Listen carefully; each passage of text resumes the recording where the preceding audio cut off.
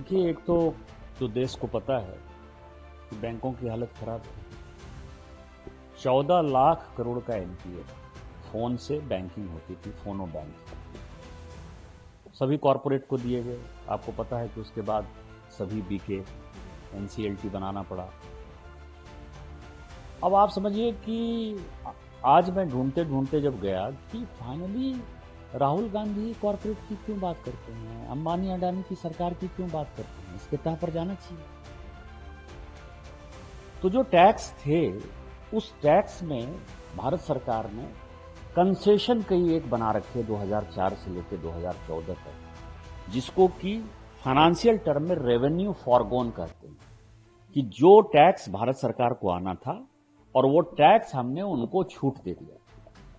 किनको छूट दिया? अडानी को 50,000 करोड़ का छूट दिया। 2004 से 14 तक इसी कांग्रेस की सरकार ने अडानी साहब को 50,000 करोड़ की टैक्स छूट दी। अंबानी साहब को लगभग 80,000 करोड़ का टैक्स छूट दिया।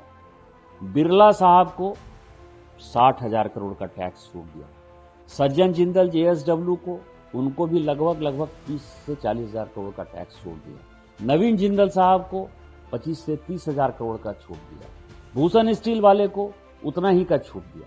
यदि टोटल टाटा को दिया, डालमिया को दिया, आप ये समझिए कि इस देश का कोई कॉरपोरेट नहीं था जिसको कि कांग्रेस की सरकार ने, जिसको सोनिया जी चलाती थी, जिसमें राहुल गांधी जी महामंत्री थे, जिनका इतना अधिकार था कि वो प्रधानमंत्री के द्वारा पास किए हुए बिल को भी फाड़ सकते थे, उस व्यक्ति ने 8 लाख करोड़ रुपया कॉरपोरेट को रेवेन्यू फॉरगॉन के नाम पर टैक्स का कंसेशन दिया और गरीबों का जो है माल लूटा। टैक्स कौन दे रहा था? गरीब आदमी, क्योंकि आपको पता है कि 2 लाख रुपया एग्जम्पशन था। जिसको 3 लाख रुपया सालाना कमा रहा है वो भी बेचारा टैक्स दे रहा है। इस तरह के टैक्स को आप इकट्ठा करते थे और इस अमीरों के लिए छूट देते थे, और ये लूट की छूट जो है सोनिया गांधी ने दिया है।